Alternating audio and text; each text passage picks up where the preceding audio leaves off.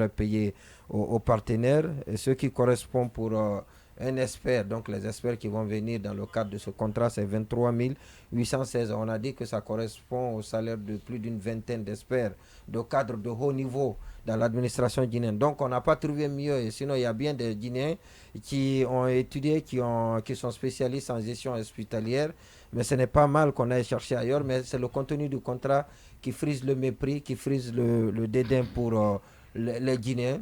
Et aujourd'hui, il y a le partenaire qui est en train de recruter, il a commencé l'évaluation avec le laboratoire.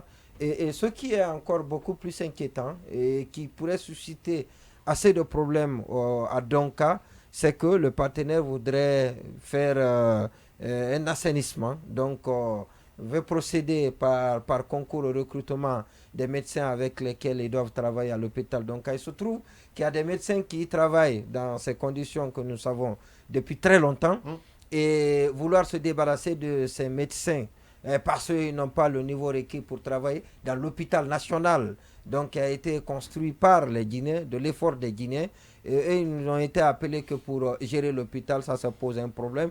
Qu'est-ce qu'on va faire de ces gens-là qui ont fait ce sacrifice? Et l'autre chose, c'est important de confier pour une gestion saine. Oui. Mais il y a deux inquiétudes. Je l'ai dit tout à l'heure. Il y a trois d'ailleurs inquiétudes.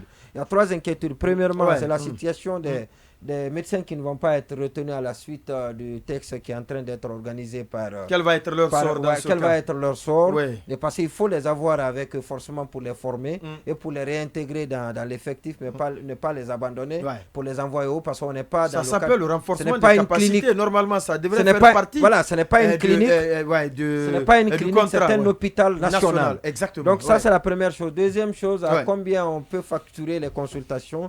Et parce que les chiffres qui circulent dans les couloirs, on ne peut pas, c'est d'ailleurs supérieur à ce qu'on entend, à ce qui peut être facturé, ce qui est facturé dans les cliniques. Et c'est un hôpital national, il faudrait bien que l'État puisse subventionner cette facturation, donc pour la visite pour les citoyens, parce que ceux qui vont dans les hôpitaux nationaux en général, ce sont des personnes démunies qui n'ont pas la chance d'aller dans les cliniques.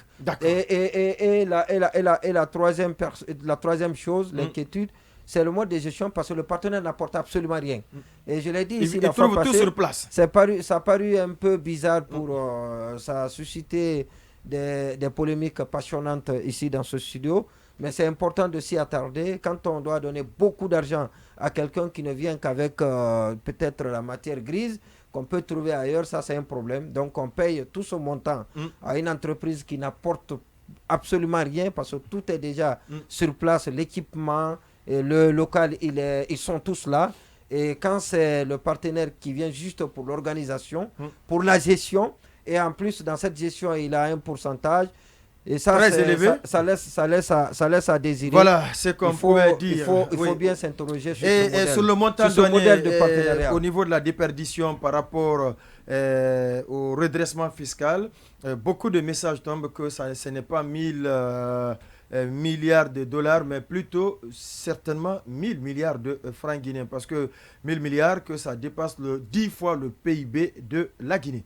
Oui, et Boubacar Sansoubari. Oui, mais ces gens-là ne comprennent pas. Les chiffres, là, moi, je les tire de l'expertise qui a été faite par les partenaires techniques et financiers. Les PTF. Voilà, les PTF. Ce qu'on paie. C'est bon de venir avec le document, parce que... Non, c'est eux qui doivent venir, qui doivent vous présenter, qui portent la contradiction. Oui, mais voilà, c'est eux qui doivent... Ça s'apparente aussi à de la montagne. Parce que même moi, ça m'a fait réagir. Exactement. Au point que j'ai posé la question. D'accord. Parce que 1 milliard de dollars. 1 à 2 milliards de dollars, c'est ce que j'ai dit. Non, vous avez dit 1000 milliards. J'ai dit 1 à 2 milliards de dollars. Non, pas justement, vous avez dit 1000 milliards. D'accord, il revient dans le Ah, mais c'est ce que vous avez dit, monsieur. Non, sérieusement. Alors, c'est très bon. C'est ce que vous avez dit. Il a voulu dire, Voilà. 1 à 2 milliards de dollars. 1 Super. à 2 milliards de dollars. Merci beaucoup. 1000 milliards, c'est le PIB de la France. Non, exactement. Arrêtez, Merci beaucoup. arrêtez ça, je ne peux pas dire cela. Merci beaucoup. Non, vous Il a l'avez raison, dit. il ne l'a pas dit. Non. Heureusement. Oui, Boubacar Sansoubari, on a déjà 16 minutes de consommer. Non, ce que je vais dire ne change pas fondamentalement au débat de fond posé par Monio Mamé. C'est quand il dit par exemple que c'est des citoyens sans revenus qui vont dans nos hôpitaux nationaux. Alors moi, il y a quelques sans grand revenu. Sans grand revenu. C'est pratiquement sans revenu. Alors moi, je me suis entretenu avec quelqu'un du corps, en tout cas un professionnel de la santé il y a quelques années, qui me disait qu'en réalité, c'est une anomalie.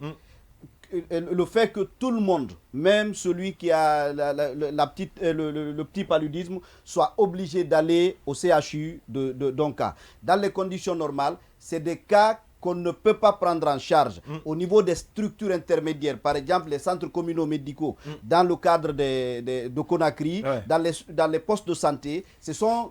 Plus les cas sont graves, plus ils doivent être orientés vers la structure nationale. Sinon, à un moment donné, ça peut être engorgé, ça ne peut pas générer nécessairement des ressources. Parce que si pour la plus petite maladie, on recourt à la structure nationale, les gens ne sont pas toujours dotés des ressources pour pouvoir payer les prestations. Se faire soigner au niveau de ces structures nationales. Alors, on va commencer avec le